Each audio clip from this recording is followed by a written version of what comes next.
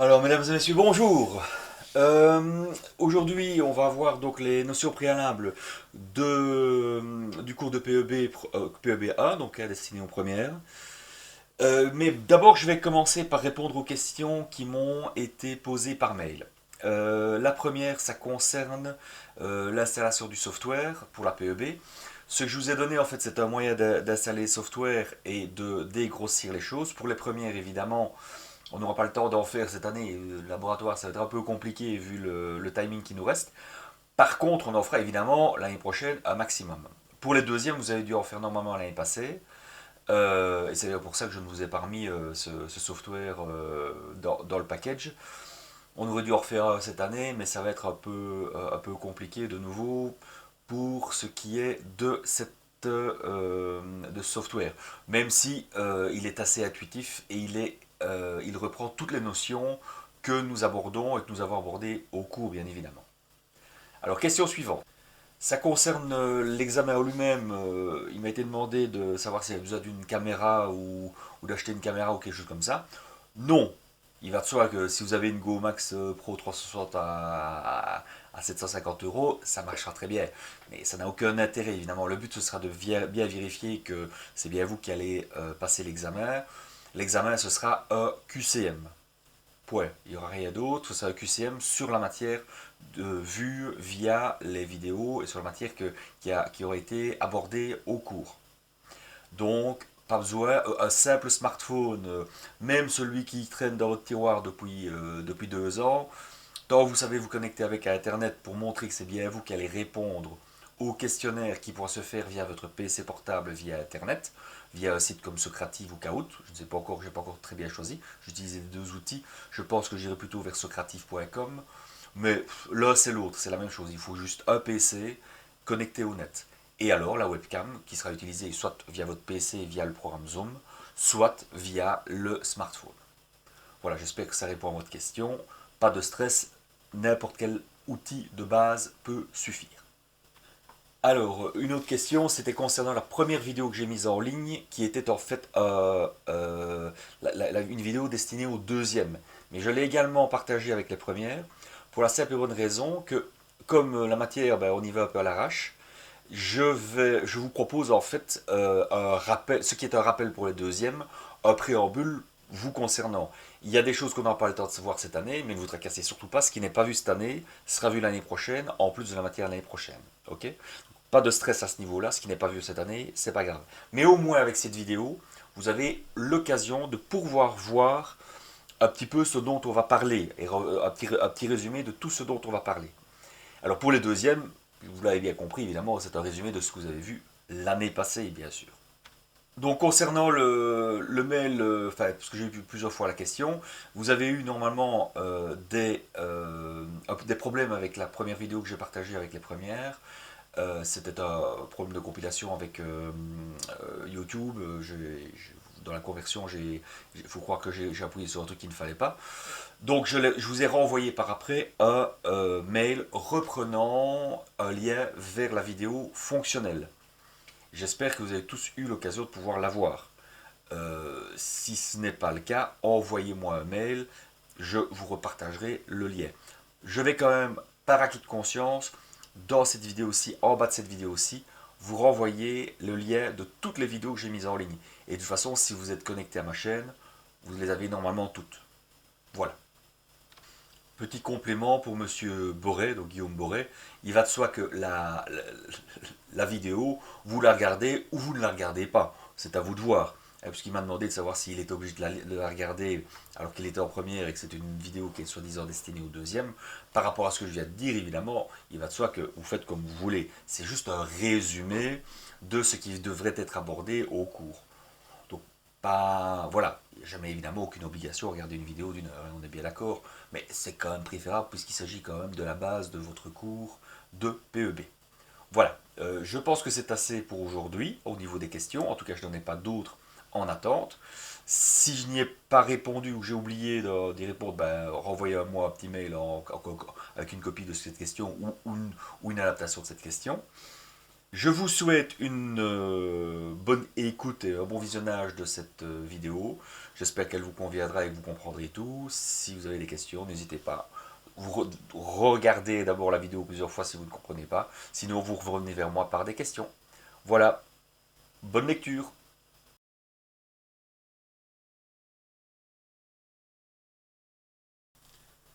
Bon, nous allons aborder ici quelques notions préalables au cours, c'est-à-dire, enfin préalables, on a comme déjà un peu entamé, mais en tout cas des notions importantes en matière d'unité, en matière de conception, pour ce qui concerne la thermodynamique et tout ce qui tourne autour de la performance du bâtiment. Euh, Suivant. Alors, la première des choses, ça va être les transferts de chaleur. Donc, comment fonctionne euh, un transfert de chaleur? C'est-à-dire que le principe d'un corps chaud, c'est qu'il cède toujours son énergie à un corps froid, toujours dans le sens du chaud vers le froid. C'est un des principes de base de la thermodynamique, qui est lié au second principe. Euh, il doit y arriver, à un moment donné, on doit avoir un équilibre, on va amener un équilibre au niveau des températures. Alors, l'aspect important, c'est évidemment que, comme on a ici, rien ne se perd, rien ne se gagne, tout se transforme de notre ami Lavoisier, l'énergie se comporte en matière de transfert sous trois formes. Et uniquement trois formes. Il n'y a, a pas d'autre solution. C'est soit la convection, la conduction et le rayonnement. Pour la PEB, on va voir que les trois interviennent à des degrés d'importance évidemment variables. Bon, l'exemple du feu est assez facile à comprendre. Vous avez, si vous mettez votre main au niveau du feu, juste au-dessus du feu, vous allez vous brûler les mains, puisque l'essentiel de la perte de chaleur que l'on va avoir au niveau d'un feu et au niveau de toutes sources d'énergie calorifique, souvent sur Terre, on va dire, je dis bien sur Terre, c'est un principe de convection. Le principe du rayonnement, ben, c'est les mains qui sont réchauffées à distance. Ça, c'est tout simplement vos radiateurs à la maison. Vous avez soit des convecteurs, donc des transferts de chaleur verticaux, où on a de l'air froid qui se réchauffe au sein d'un élément de conversion de transfert de chaleur, et puis la chaleur monte. Le rayonnement, ben, on a beau être à 3, à 4, à 5 mètres, on ressent l'effet de rayonnement du radiateur ou ici en l'occurrence du feu. Et l'effet de conduction, bah, c'est le tisonnier que chauffé à blanc vous allez mettre, que vous allez mettre dans le feu, que vous allez sortir et vous allez brûler les paluches si vous n'avez pas un gant de protection comme la personne le suggère ici. Donc là évidemment, c'est les trois seuls types d'énergie que vous allez rencontrer. L'autre exemple, c'est la casserole, où vous avez le rayonnement du feu, où à distance vous arrivez quand même à vous brûler les mains. Le principe de convection, où là vous avez le transfert de chaleur interne à l'élément, et le principe de conduction euh, lié au fait que vous avez votre manche qui va chauffer avec le temps.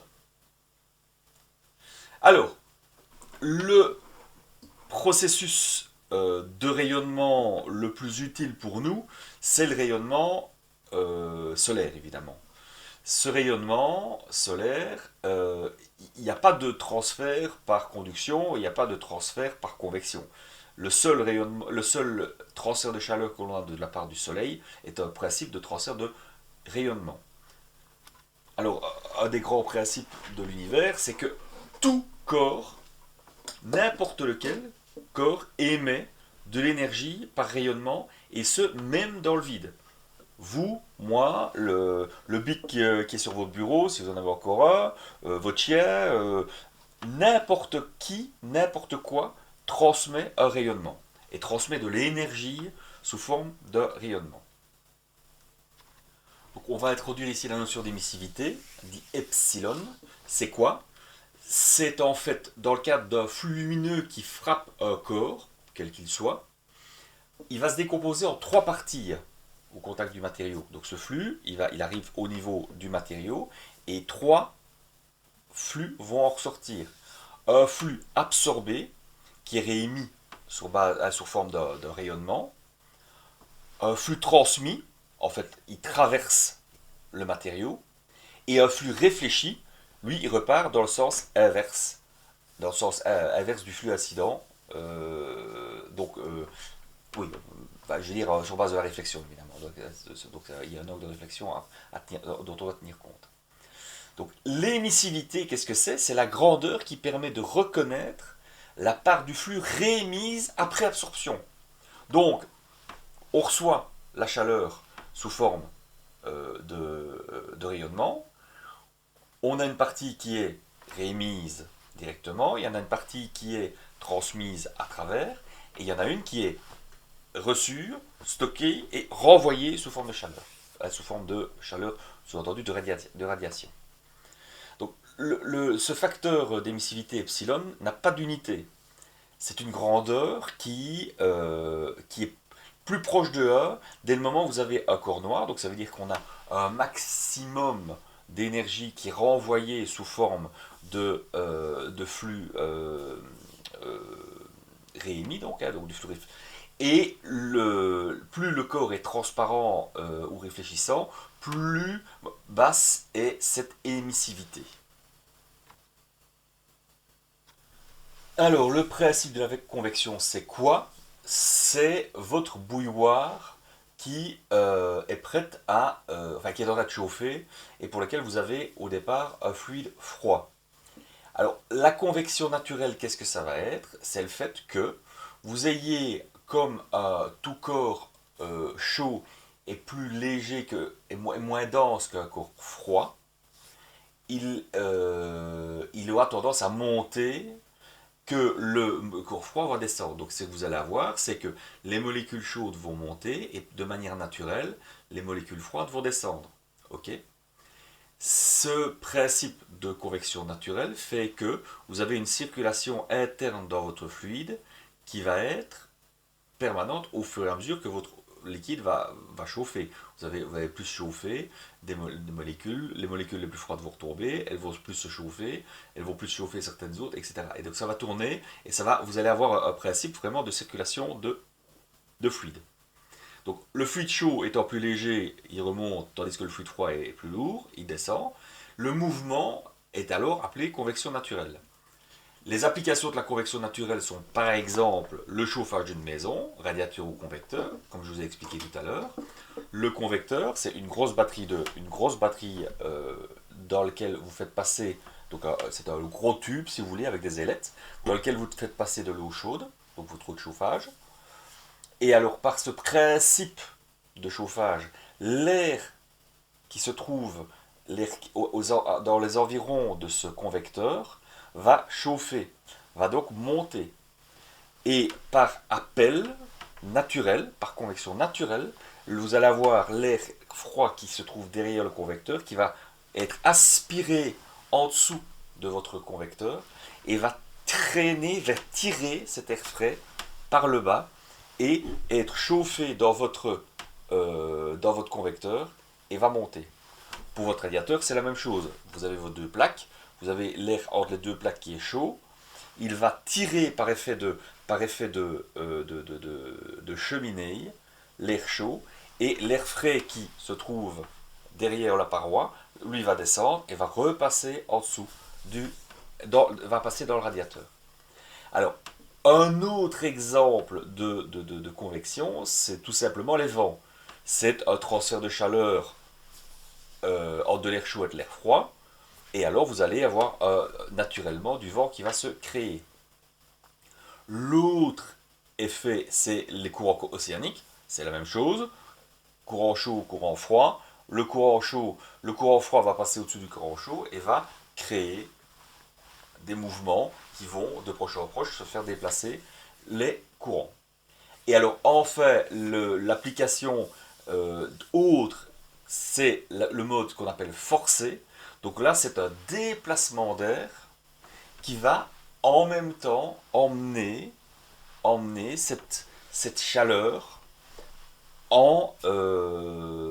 avec elles, je vais dire, les molécules les plus chaudes vont être emmenées et remplacées par des molécules plus froides qui vont être chauffées, elles, par la source, qui se trouve dans notre exemple ici, et qui va chauffer les molécules suivantes.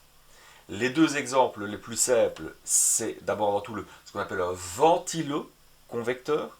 C'est quoi? C'est la même chose qu'un convecteur, donc c'est une grosse batterie, mais en plus, on va avoir une marche forcée, c'est-à-dire qu'on va mettre un ventilateur qui va tirer l'air, non pas de manière naturelle, mais de manière forcée. Il va tourner, il va tirer l'air à travers les ailettes, et il va chauffer, cet air va être chauffé à travers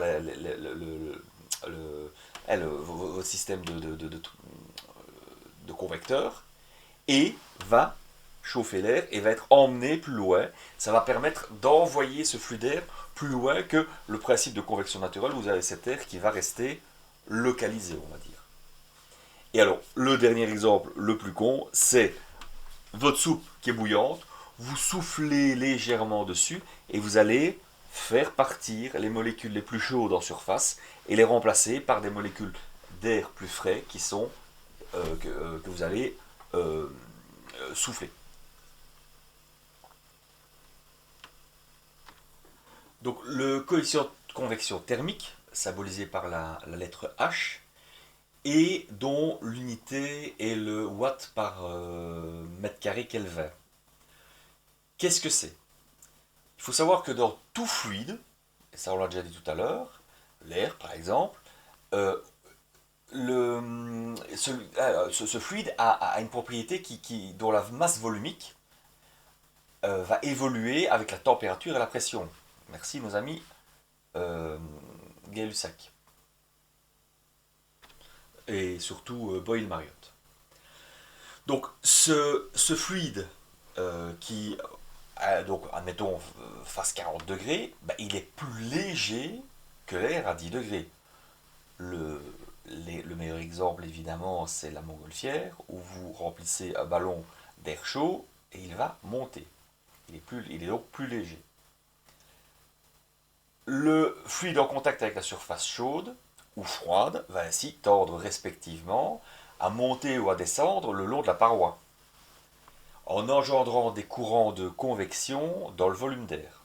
Donc vous allez avoir comme ici sur le dessin, votre air qui va monter et descendre le long de la paroi, en fonction qu'il sera chaud ou qu'il sera froid. Ces convections entraînent des transports de chaleur et, le cas échéant, de transfert d'humidité et des mouvements de particules en suspension dans l'air.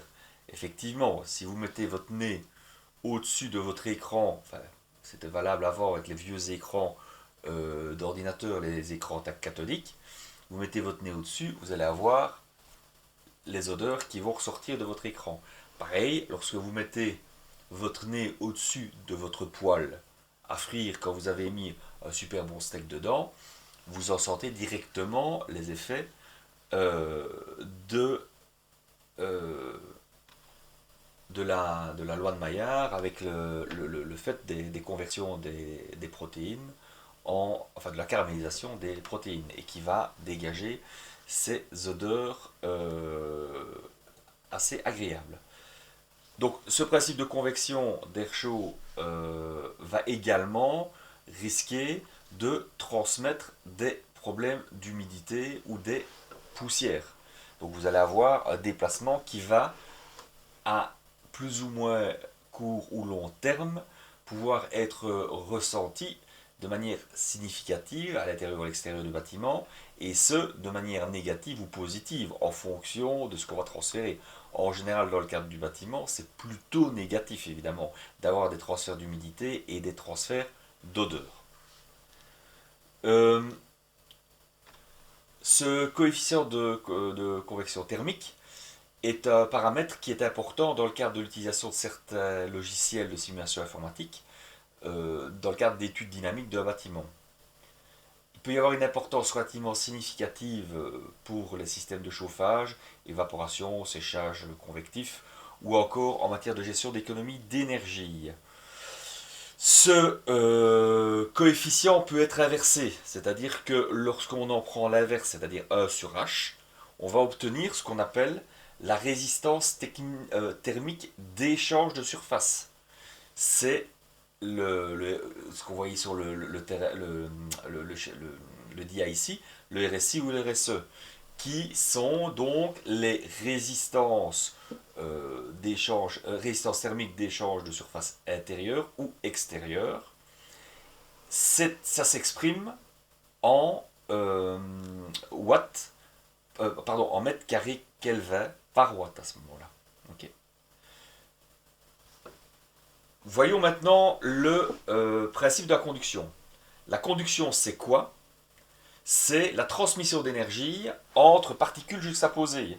Donc, votre élément métallique, vous le chauffez d'un bout sur un côté, vous le tenez de l'autre côté, et puis par ce principe de conduction, à un moment donné, vous allez faire aïe, vous allez devoir le lâcher. On est d'accord, ça vous connaissez tous, vous avez tous mis votre main brûlante, votre main sur une poêle brûlante. Elle est provoquée en fait par quoi? Par la différence de température entre deux ambiances sans déplacement de matière. C'est simplement une molécule excitée et chauffée qui chauffe celle d'à côté, qui chauffe de celle d'à côté, qui chauffe de celle d'à côté, qui chauffe de celle d'à côté. De manière plus ou moins aisée, en fonction qu'on a un élément évidemment dit conducteur ou un élément de type isolant. Faites ça avec du bois, c'est un meilleur isolant que le métal, vous le savez tous. Eh bien, ce principe de conduction aura tendance à être beaucoup plus lent. Il est important de savoir que cela va nous permettre de savoir exactement les pertes, pas exactement, mais de manière principale, les pertes de chaleur dans le cadre de bâtiments existants. Alors, deuxième coefficient très important, encore plus important que le premier à mon sens, c'est le coefficient de conductivité thermique, dit lambda. Ce fameux lambda, c'est le coefficient donc, de conductivité. Il s'exprime en quoi? En watts par mètre Kelvin, et non mètre carré. Donc, si on reprend le coefficient de convection tout à l'heure, il est en watts par mètre carré Kelvin. Celui-là, il dépend donc de la surface en contact avec ce principe de convection. Dans le cadre de la conductivité thermique, là, qu'est-ce que ça va être? Non pas la surface qui intervient, mais l'épaisseur. C'est pour ça que ça se fait en watts par mètre Kelvin. Donc, important, pour la convection, c'est la surface qui est importante. Pour la conductivité, c'est l'épaisseur de l'élément à travers lequel la chaleur va passer qui va être importante. Alors, ce coefficient, plus il est bas, plus l'élément sera isolant. Plus il est élevé, plus l'élément sera conducteur. Donc effectivement, ça ne paraît pas illogique.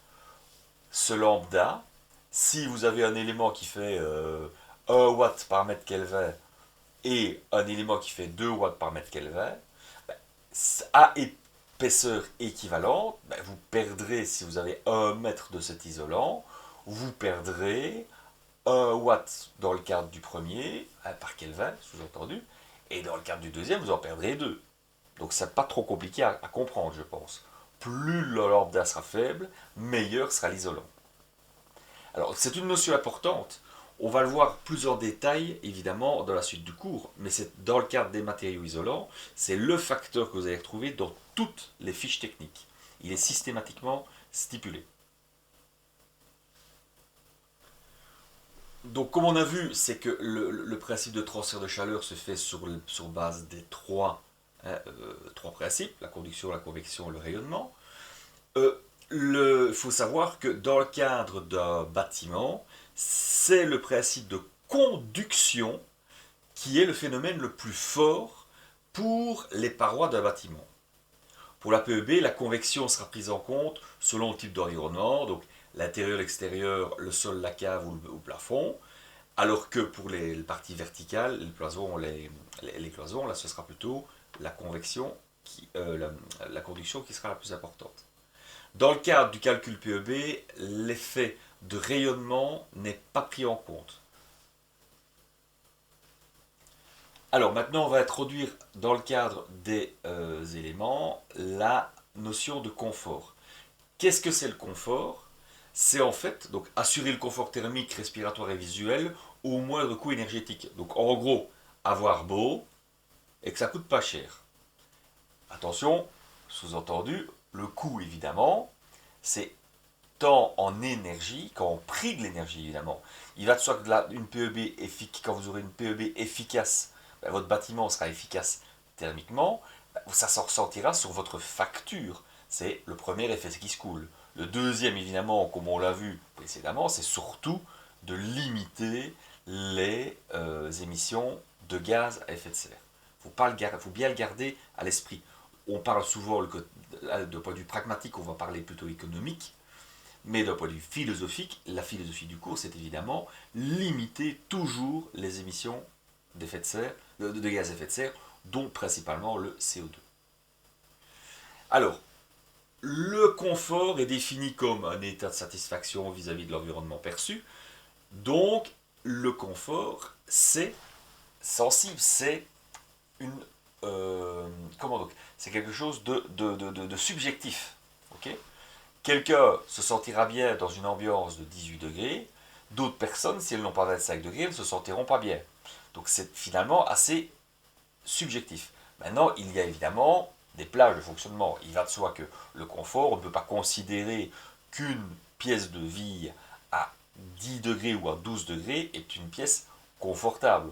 On verra que d'un point de vue thermique et d'un point de vue hygrométrie, c'est quelque chose de très désagréable. Dans le cadre de thermique, je ne doute pas un quart de seconde que vous ayez bien compris le concept. Dans le cadre de l'hygrométrie, ça ce sera plus problématique, puisqu'on verra ça dans le diagramme de Homolier. Cette dia est assez importante et elle est surtout assez complexe, relativement bien chargée, puisqu'elle met en évidence toute une série de points dont l'utilisateur, l'habitant, aura besoin, enfin fera intervenir dans le cadre de son sentiment de confort. Donc, il faut savoir que pour qu'il soit satisfait vis-à-vis de son environnement, le, comment donc l'utilisateur fera appel à toute une série de dimensions physiques de l'ambiance, mais également les aspects comportementaux et psychologiques de celle-ci. Donc, si on prend le point de vue physique ou physiologique, on a toute une série d'éléments qui font intervenir dans le confort, qui sont le confort respiratoire, thermique, acoustique, visuel. Certains y mettront évidemment plus d'importance sur l'un que sur l'autre, en sachant quand même que c'est souvent le confort thermique qui prime évidemment. Heureusement, ce genre de considérations, hein, de confort, sont assez bien connus des techniciens, des législateurs, etc. Et donc on a mis en place toute une série de normes pour tous ces facteurs-là, et ils sont définis en général par des facteurs de seuil minimum et maximum pour les grandeurs physiques concernées. Donc l'éclairement, la puissance acoustique, la température, l'aspect, enfin tous les aspects, je vais dire, qui peuvent être gênants physiologiquement parlant. À noter que ces grandeurs ne sont pas nécessairement absolues. Ça, c'est important. Elles peuvent évidemment varier avec le temps, puisque en été ou en hiver, suivant que l'on est dans un moment de l'année ou un autre, eh bien, notre corps évidemment va s'adapter d'un point de vue physiologique, puisque le rythme cardiaque va augmenter ou il va diminuer en fonction du moment de l'année. Et en été, par exemple, les problèmes de température seront souvent réglés ou en partie réglés par notre transpiration. Au niveau comportemental, là par contre, le comportemental qui est ici est évidemment est légèrement différent. Le niveau comportemental, lui, il est représenté par la capacité de l'occupant, de l'utilisateur, à s'adapter à l'utilisation du bâtiment, quoi. Les conditions intérieures et les attentes sont variables dans le temps. On accueillera plus favorablement un courant d'air en été qu'en hiver ou qu'à la mi-saison, évidemment.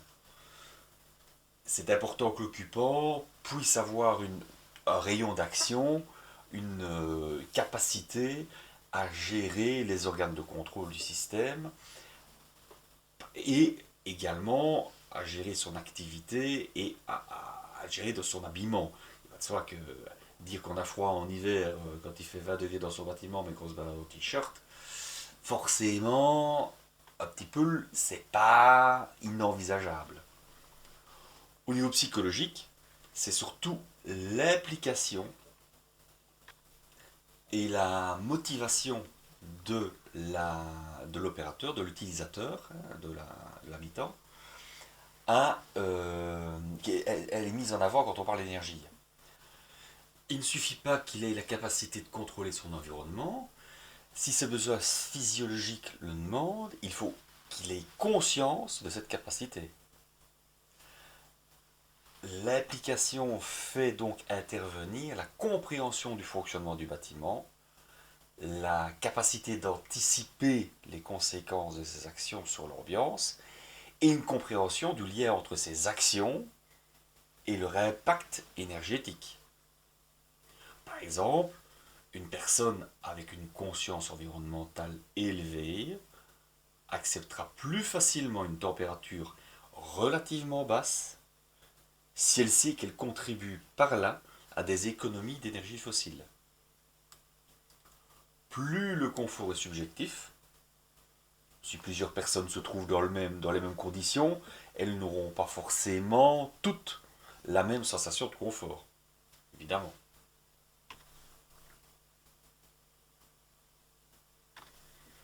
Pour ce qui, pardon, pour ce qui concerne le confort thermique, il y a toute une série de paramètres qui font, qui vont dépendre, enfin qui vont faire dépendre le confort thermique. C'est-à-dire le métabolisme, l'habillement, la température ambiante, la température des parois, l'humidité et la vitesse de l'air. Bon, d'un point de vue métabolisme, il faut savoir que la production de chaleur interne du corps, hein, qui permet de nous maintenir à 36,7, ça dégage forcément de la chaleur. Un métabolisme de travail correspond en général à une activité particulière et ça s'ajoute au métabolisme de base du corps. Évidemment, dans une pièce où on aura tendance à faire des pompes ou autre activité de dépense énergétique, quelle qu'elle soit, on aura tendance évidemment à avoir une pièce qui sera plus chaude qu'une pièce dans laquelle on ne va jamais et qui est à l'ombre, enterrée dans la cave. Au niveau habillement, ça représente une résistance thermique aux échanges de chaleur entre la surface de la peau et l'environnement. Donc là, c'est plutôt bénéfique. La température ambiante, évidemment, fait partie du confort. Comme je l'ai dit tout à l'heure, une personne n'est pas l'autre, mais on considère qu'entre 18 et 25 degrés, c'est une température de confort acceptable. La température moyenne des parois, on va voir plus loin à quoi ça correspond, mais en gros, c'est un facteur également important.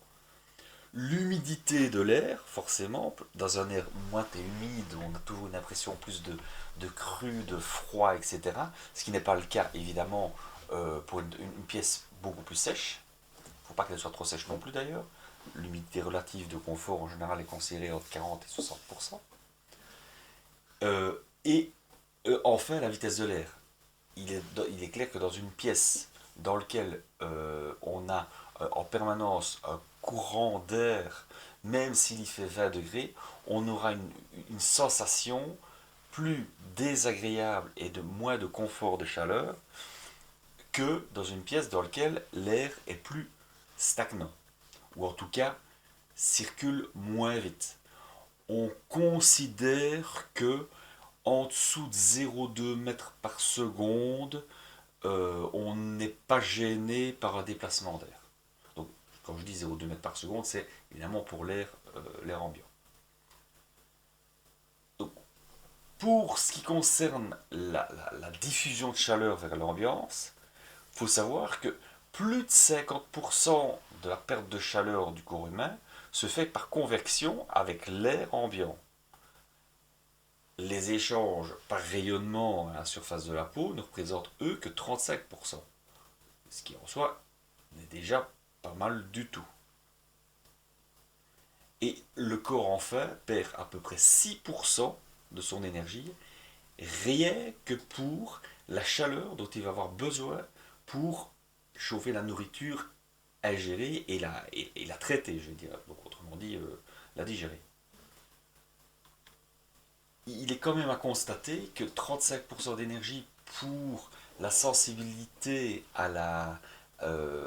aux échanges par rayonnement peut paraître importante. Ça vient du fait que nous sommes très sensibles à ce genre de variations. Et c'est ce qui explique notamment, par exemple, un certain inconfort dans les pièces dont la température des parois est froide.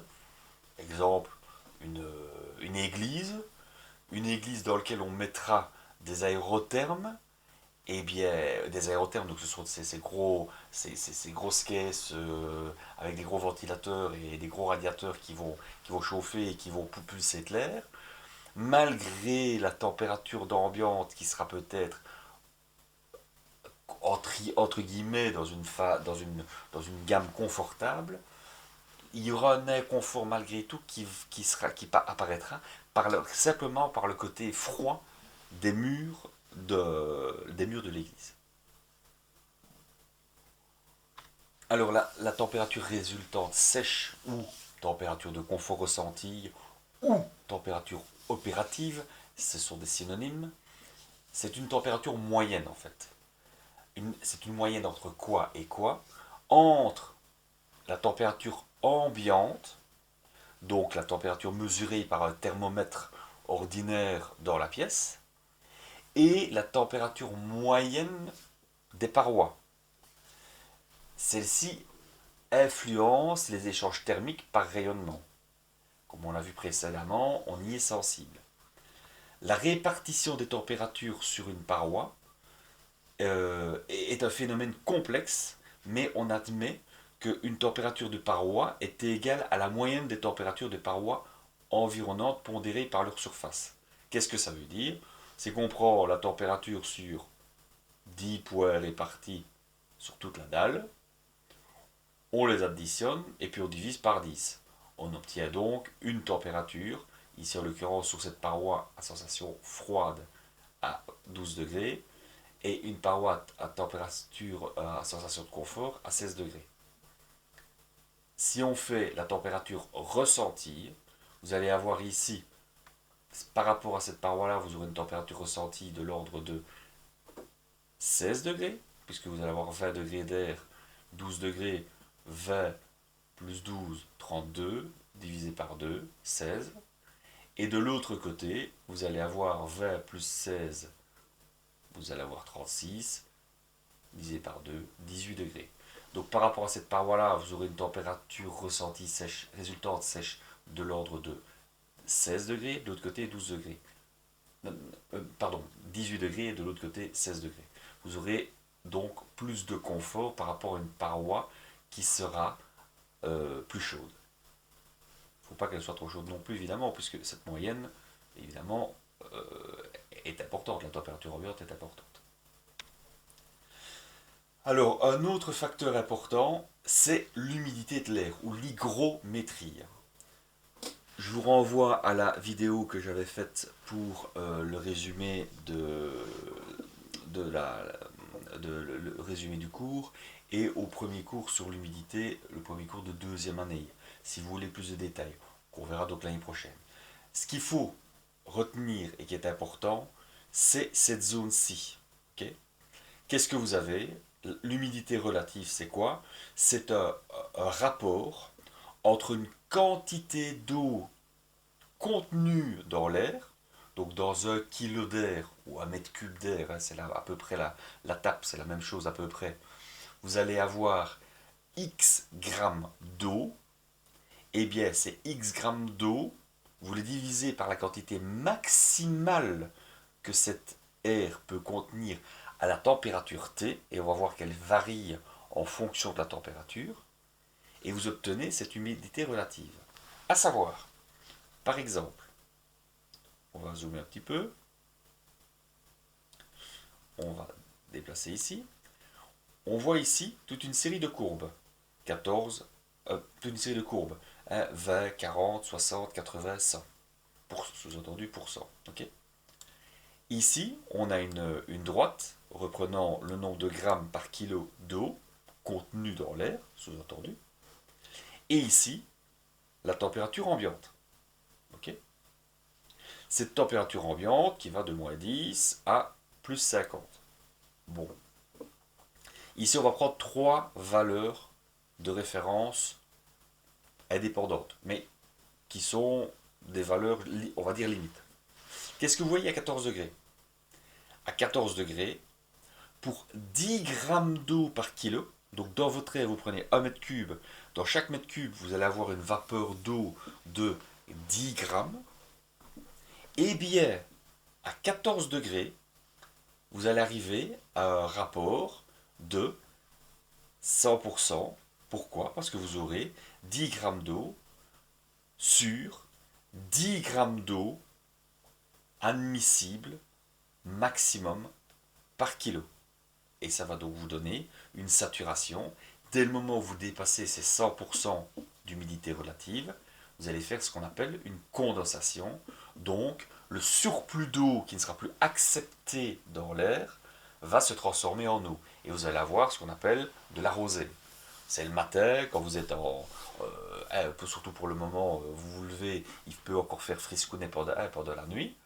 Par rapport à la veille, vous n'avez pas 1 gramme d'eau en plus dans l'air. Il n'y en a pas plus. Le nombre de grammes d'eau dans l'air est le même. Mais, comme vous êtes descendu en température, le nombre maximum de grammes d'eau admissible dans l'air a été dépassé, puisque la température est plus basse et qu'on sait que ça varie avec cette température. Et donc, cette vapeur d'eau va se transformer en gouttelettes d'eau. Et c'est pour ça que vous avez sur les feuilles, sur les fleurs, etc., ces petites gouttelettes d'eau, la rosée du matin. Qu'est-ce qu'on constate? C'est que à 22 degrés, pour cette même quantité d'eau, donc on est toujours à 10 grammes, eh bien on n'a plus qu'une humidité relative de 60%. Ok, 60%. Ça veut dire quoi? Ça veut dire que à température égale, non pardon, à teneur d'eau égale, l'humidité relative va varier. Oui, puisqu'on a vu que le rapport était toujours à température spécifique. Chaque température a sa propre capacité maximale d'accepter de l'eau dans l'air. Et plus la température augmente, plus cette valeur grandit. C'est ce qu'on voit ici. On voit que pour avoir une capacité maximale de 100%, donc une capacité maximale à 14 degrés, c'est 10 grammes. Si on prend la même à 22 degrés, on voit quoi? On le reporte, on voit qu'on est à peu près à entre 15 et 20 grammes, on va dire 17 grammes. Et à 25 degrés, on regarde, 25 degrés, là on voit qu'on dépasse allègrement les 20 grammes. On doit être à peu près à 22 grammes de mémoire. Voilà, c'est ce qu'on peut dire sur l'hygrométrie et sur le taux d'humidité dans l'air. Donc, si on considère une zone de confort, retenez les chiffres 40 à 60% d'humidité dans l'air. Ce qui veut dire que vous devez vous trouver toujours dans cette zone-là. La zone ici entre celle-là et celle-là. Ça, c'est l'idéal au niveau confort d'humidité dans l'air. Alors, plage de confort d'humidité, on vient d'en parler. Zone 1 à éviter. Zone 2, zone 3 à éviter. Zone 3 à éviter, donc ça c'est on l'a bien dit.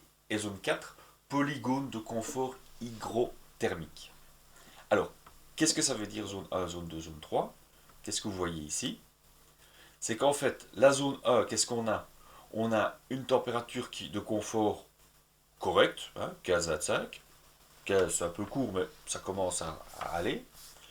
Par contre, on a une teneur en eau dans l'air qui varie entre 0 et 8 grammes par kilo d'air ou par mètre cube d'air. Là, d'un point de vue santé publique, c'est pas tip top. C'est un peu trop sec. Zone 2, zone 3, qu'est-ce que vous allez avoir? Ce sont des zones où vous allez avoir des valeurs d'humidité dans l'air, donc trop d'humidité dans l'air. Et là, ça va favoriser les développements bactériels, les développements de champignons au niveau des murs. Ça, c'est pas bon non plus. Hein, on est bien d'accord. Les acariens surtout. Hein. Ici, c'est la zone 3, là où il y a le plus d'humidité, c'est les acariens. L'exemple le mieux, le meilleur exemple, pardon, c'est votre lit. Hein. Faut savoir que vous perdez plusieurs centilitres, plusieurs centaines de millilitres d'eau par nuit dans votre lit. C'est une zone, c'est pour ça que les acariens s'y développent assez aisément parce qu'ils aiment beaucoup. C'est chaleur plus humidité. Et la zone 2, c'est principalement, donc ici, c'est principalement la zone de développement bactérien et champignons. La zone 4, elle, on considère la zone de confort. Alors, qu'est-ce qu'on peut dire? C'est que le minimum et le maximum d'humidité relative, donc c'est 30 à 70%, je vous dis, moi je le ramènerais ça plutôt à 40-60. Pour la zone 4, la température est entre 16 et 26 degrés. Ce sont des températures de confort. 17, 17 c'est un minimum dans une pièce de vie. Dans ce qu'on peut encore dire, c'est que l'humidité a relativement peu d'impact sur la sensation de confort d'un individu dans un bâtiment. En effet, 40 à 60%, vu les zones de travail, vu les contenances en eau, c'est assez vaste, assez large, et on y est sensible, mais c'est pas la partie qui nous incombe le plus, qui nous amène le plus d'inconfort.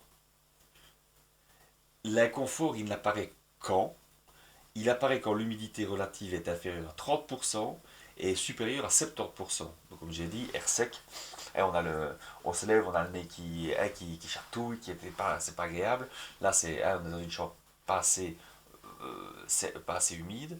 Et à l'inverse, quand l'air est trop humide, on a une sensation d'inconfort également, la gorge un peu serrée, etc. Attention également, paramètre important, c'est quand l'air est trop sec, on a plus d'électricité statique. C'est évidemment assez délétère quant à certains appareils. Et on a en plus pas mal d'augmentation de maladies respiratoires. Donc on va aborder maintenant quelques unités dont on aura besoin dans ce cours. La première, c'est la notion de puissance. L'unité de la puissance, comme chacun sait, c'est le watt. C'est une unité instantanée. Il n'y a pas un aspect temporel qui intervient dans l'aspect de puissance. Ok? C'est un rapport, c'est une donnée qui est ponctuelle. Ok? Il ne faut pas confondre le kilowatt et le kilowattheure. Le kilowattheure, c'est une unité d'énergie. Ok?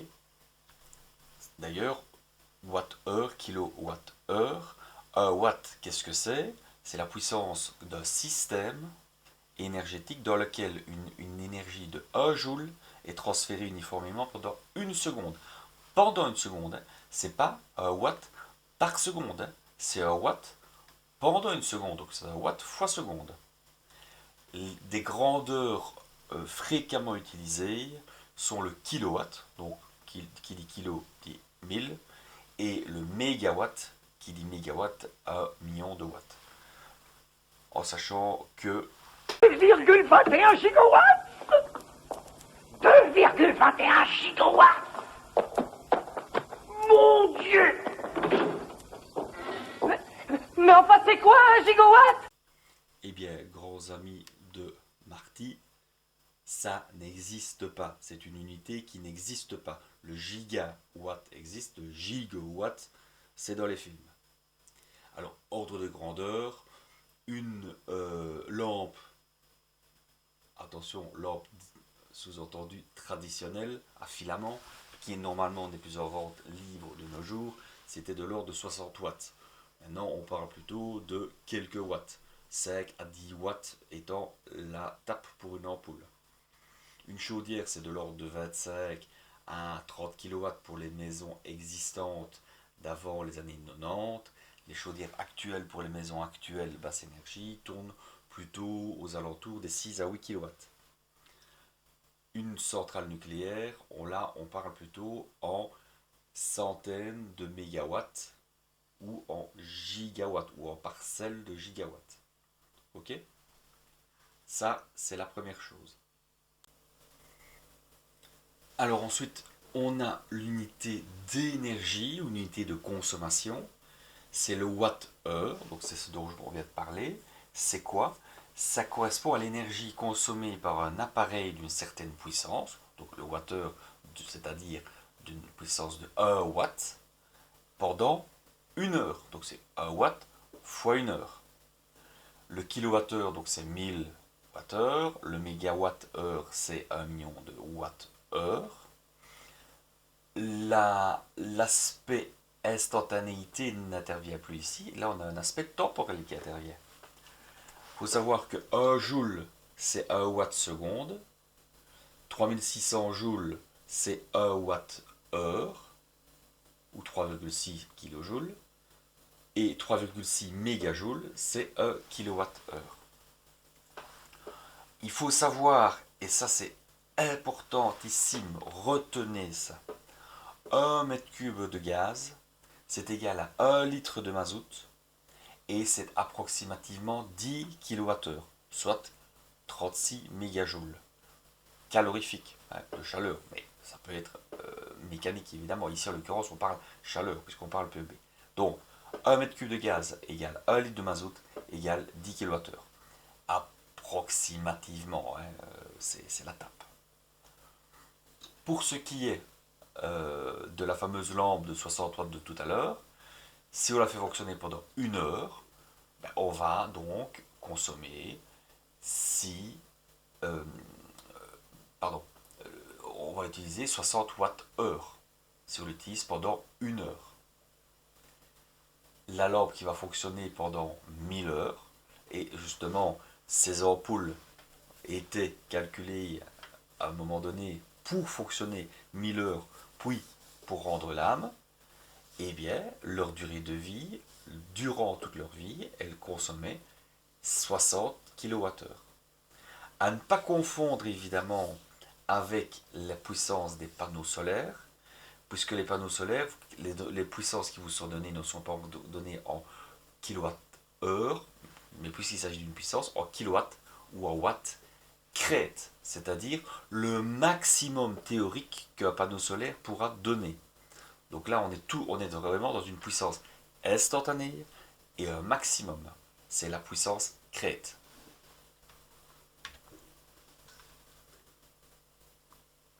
Alors, l'aspect énergie maintenant, hein, donc on a vu le kilowattheure et le wattheure. Ben, d'un point de vue purement physique, ce n'est pas une grandeur officielle le kilowattheure. La grandeur officielle pour l'énergie, c'est le joule. Alors, le joule, qu'est-ce qu'il quantifie? C'est l'énergie qu'il faut pour élever une pomme de 100 grammes d'1 mètre. Ça, c'est pour l'aspect travail, sous-entendu mécanique. Pour l'aspect calorifique, c'est l'énergie qu'il faut pour élever 1 litre d'air de 1 degré Celsius. Donc 1 gramme d'air, 1 litre d'air, et on a vu 1 mètre cube égale à peu près 1 kilo, donc 1 litre égale à peu près 1 gramme, et bien 1 joule, c'est l'élévation d'1 gramme d'air de 1 degré Celsius. Autre donnée intéressante, c'est la calorie. La calorie, c'est une autre unité, une ancienne unité qui ne fait plus partie du système international, qui n'en a jamais fait partie d'ailleurs. C'est l'ancienne méthode pour calculer l'énergie. Une calorie, c'est égal à 4,18 joules.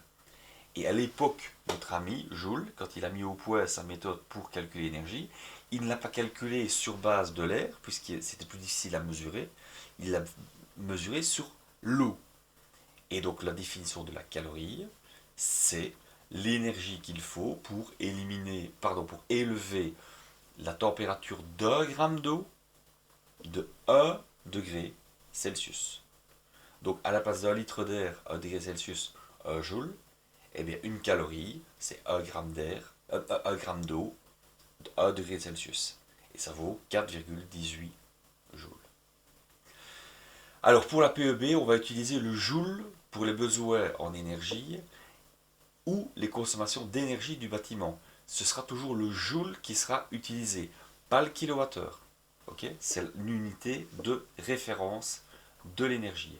Mais le kilowattheure a cet avantage d'être beaucoup plus parlant par rapport à nos factures et par rapport à une représentation temporelle, puisqu'on a le nombre d'heures qui apparaît éventuellement.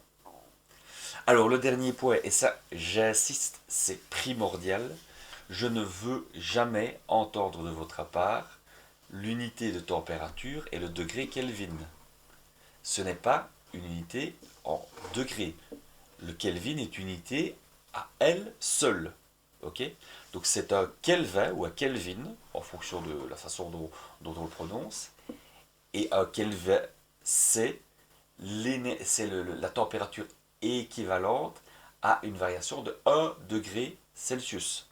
Donc l'échelle est la même, mais le référentiel 0 n'est pas le même.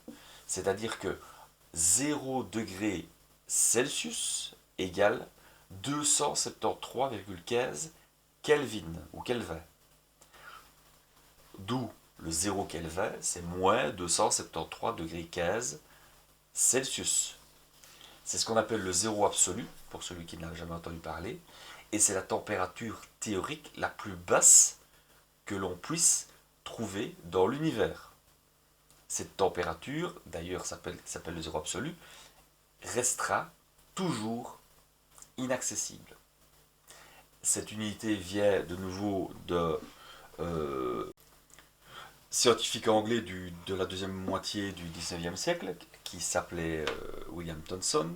C'est un physicien donc, qui a mis en place la théorie du zéro absolu dont on vient de parler, donc, qui est le non-mouvement de toute particule au sein d'un corps.